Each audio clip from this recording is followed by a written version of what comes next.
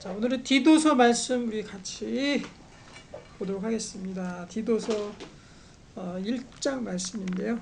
디모데 전후서에 이어서 디도서 말씀, 디도에게 사도 바울이 전해주는 편지입니다.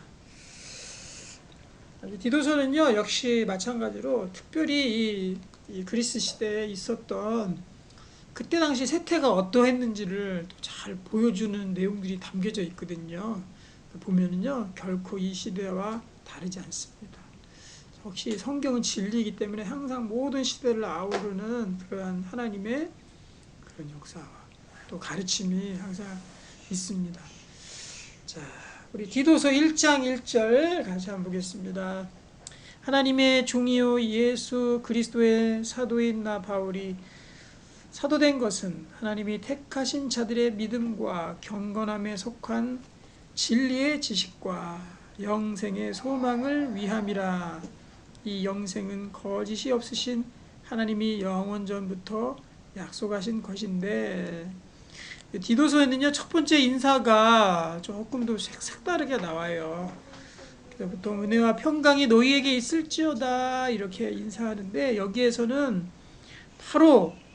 바로 우리가 이 세상에서 붙잡아야 될 중요한 것들이 무엇인가, 그것들을 먼저 언급합니다. 1장 후반절에 다시 한번 보면은요, 하나님이 택하신 자들의 믿음과 경건함에 속한 진리의 지식, 역시나 마찬가지로 하나님의 말씀, 이것들을 꼭 붙잡으라는 거죠. 영생의 소망을 위함이라. 이 영생은요, 하나님이 영원 전부터 약속하신 것이고요. 3절, 자기 때에 자기의 말씀을 전도로 나타내셨으니 이 전도는 우리 구주 하나님이 명하신 대로 내게 맡기신 것이라. 우리 디모데 후서에서도 보면은 후서 4장 2절이죠. 너는 말씀을 전파라. 때를 어떤지 못 어떤지 항상 힘쓰라. 이렇게 되어 있잖아요. 그러니까 결국에는 이 전도라는 것 자체가 그러면은 어떻습니까? 하나님께서 가장 엄히 명령하는, 그렇죠, 우리에게 가장 중요하게 명령하는 것 중에 하나잖아요. 그런데 그 말씀을 그대로 우리 디도에게도 들려주고 있습니다. 디도서 뭐냐면 이 말씀을, 자기의 말씀을 뭘로 나타났다고 되어 있어요? 전도로 나타냈다. 전도로. 우리 복음주의가 이 시대에 많이 없어지고 있는 상황 가운데 있어요.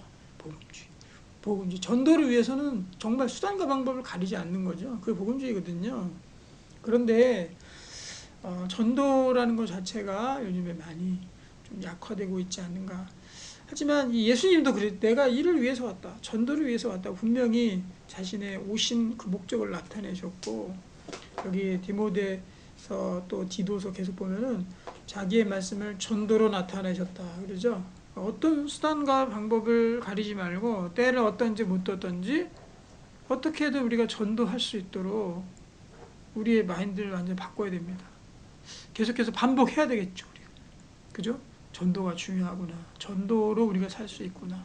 전도가 하나님의 가장 큰 뜻이구나 하는 것들을 계속, 그것들을 우리가 리마인드 해야 되겠죠? 그런데 이 전도는 우리 구주 하나님이 명하신 대로 내게 맡기신 것이라고 사도 바울이 얘기합니다. 사도 바울뿐만 아니라 내 자신에게도 하나님께서 전도의 사명을 분명히 맡기셨어요. 그래서 시스템이 필요하다 그랬죠. 반드시. 네, 자기가 불붙어서 전도해야 되지만 조직적으로 하면 더 잘 될 것이에요. 또 어떤 순서나 체계가 있으면 훨씬 더 많은 열매들을 맺을 수 있을 것입니다. 그러기 위해서 또 우리 온 세대를 위한 주제별 성경 24, 우리 신간이 나왔죠. 이것을 통해서 또 다른 사람에게 계속적으로 우리 같이 이거 하자, 우리 같이 공부하자 하고 우리 쉽게 또 접근할 수 있고 전도할 수 있는 것입니다. 바로 전도는 그냥 말만 전하는 것이 전도가 아니라 가르침까지, 그가 그리스도인으로서 성장하기까지 계속해서 우리 같이 함께하는 게 바로 전도죠. 4절, 같은 믿음을 따라 나의 참 아들된 디도에게 편지하노니 하나님 아버지와 그리스도 예수 우리 구주로부터 은혜와 평강이 내게 있을지어다. 이 인사가 4절까지인데 4절 굉장히 길게 나오죠. 2절 3절에서 전도를 먼저 딱 얘기하고 그 다음에 은혜와 평강이 내게 있을지어다고 이렇게 인사를 하고 있어요. 참 특징적으로 긴 인사말이죠. 긴 인사의 중심에 있는 게 뭐예요? 긴 인사의 중심에 있는 게 전도하자. 전도에 강조하고 있어요. 전도를 강조하고 있어요. 자, 5절입니다. 내가 너를 그레데에 남겨둔 이유는, 이 그레데 섬이라는 곳이 있었죠. 그래서 사도 바울이 아마도 로마에 도착하기 전에 들렸는지 아니면 도착하고 나서 나중에 들렸는지 그거는 명확하지는 않겠습니다만, 그레데에 남겨두었다 하는 것 자체가 이 바울도 그레데에 함께 체류를 했었다는 거죠. 근데 그 이유가 있어요. 그레데 너 남아라. 네 디도가 남아서 거기에서 해야 될 일이 있다는 거죠. 그 뭐냐면 남은 일을 정리하고 내가 명한 대로 각성의 장로들을 세우게 하려 하매니, 그 그레데에 하나님의 그 영적인 지도자들을 세우기 위해서 디도를 남겨놨다는 거죠. 그죠? 그 영적인 지도자들을 세우는 거 가장 중요한 일이죠. 자, 6절. 그 장로들은요, 누구냐? 우리 디모데 전서에 이어서 장로와 또 감독과 직분에 대한 것들에 대한 조건들을 다시 언급하고 있어요.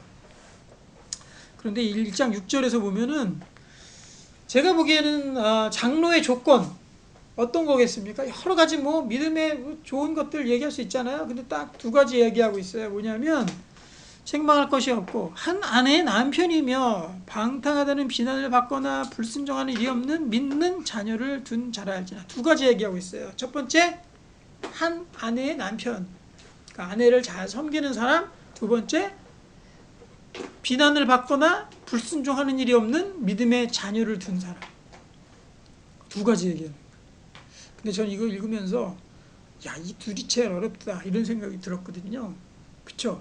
자기 아내를 잘 보살피고 이끄는 사람, 이끌기가 쉽습니까? 어렵습니까?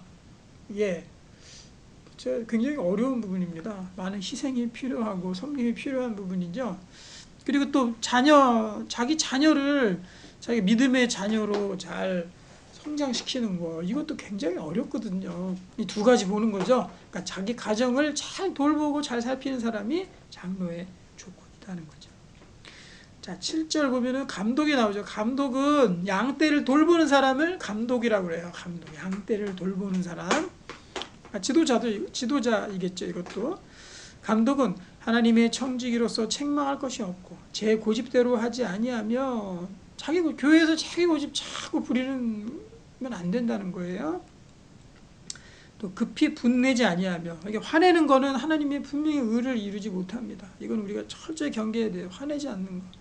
술을 즐기지 아니하며, 술 얘기 또 나오죠. 그 다음에 구타하지 아니, 폭행하지 않고 더러운 이득, 경제적인 것에 대해서 깨끗한 사람, 그렇죠? 경제 활동이 정직한 사람, 이런 사람 중요하다.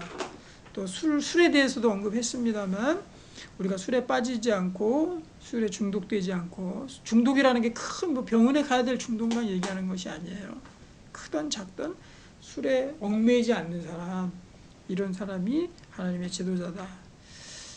8절. 오직 나그네를 대접하며 선행을 좋아하며 신중하며 의로우며 거룩하며 절제하며, 미쁜 하나님의 말씀을 그대로 지켜야 하리니 이는 능히 바른 교훈으로 권면하고 거슬러 말하는 자들을 책망하게 하려 함이라.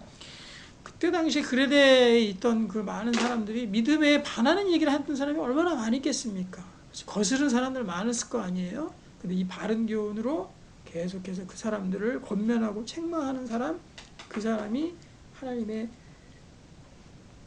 지도자의 역할을 감당한 거죠. 자, 10절.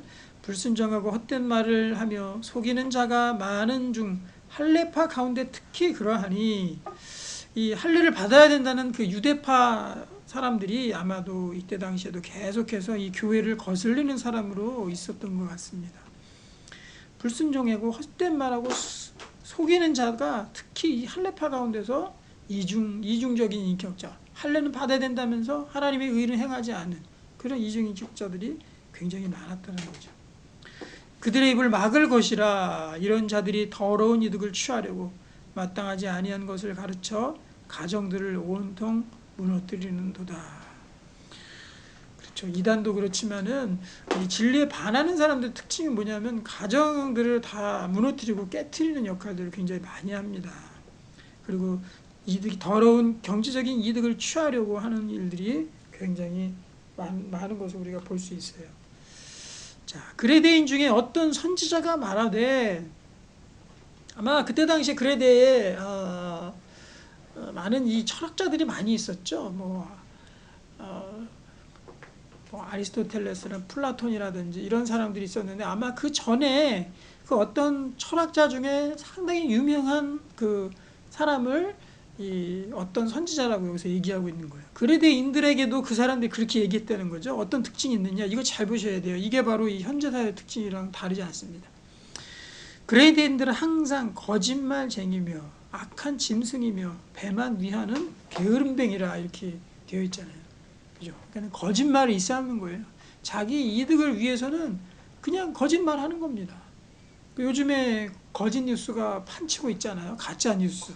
그죠? 가짜 뉴스들이 판치고 있고 이것 때문에 얼마나 사회적인 문제들이 많이 있고 폐해들이 많이 있습니까? 이때 당시에도 많은 거죠. 또 악한 짐승이며 짐승 그냥 육적인 거를 얘기하는 거예요. 악한 짐승들은 영혼이 없잖아요. 그죠?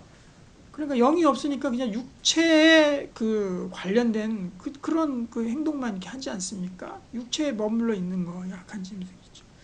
그리고 배만 위하는 게으름장이다. 먹는 것들을 위하고 그 다음에 어떤 것들을 하려고 하지 않는 하나님의 일을 하려고 하지 않는 그런 게으름뱅이라고 게으름에 대해서 또 얘기하고 있습니다. 이 그레데인들의 특징이라는 거예요. 현대사회의 특징하고 다르지 않습니다. 현대사회도 육적인 것들을 위해서 쾌락을 위해서 살아가는 시대가 바로 현대사회인 거죠. 거짓말하고 육적이고 쾌락을 위해서 살아가는 거. 이 세 가지 기억하셔야 돼요. 거짓말, 그 다음에 육적인 것들을 위하는 거, 그 다음에 쾌락을 위하는 거. 13절 이 증언이 참되도다. 그러므로 내가 그들을 엄히 꾸짖으라. 이는 그들로 하여금 믿음을 온전하게 하고 유대인의 허탄한 이야기와 진리를 배반하는 사람들의 명령을 따르지 않게 하려 함이라.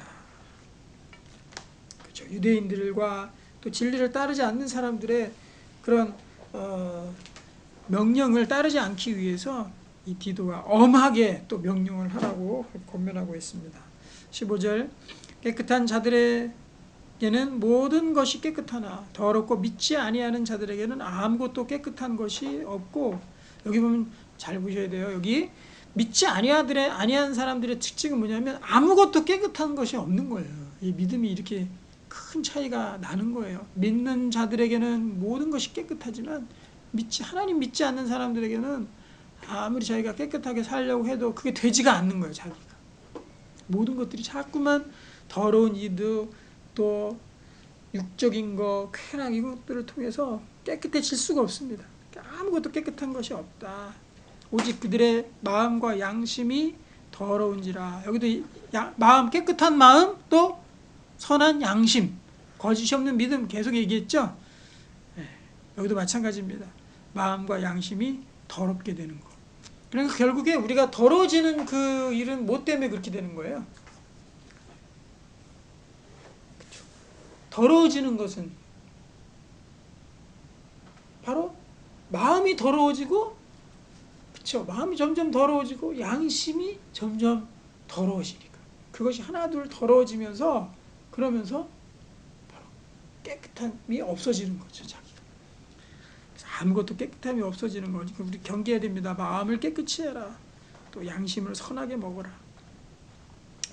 자, 16절입니다.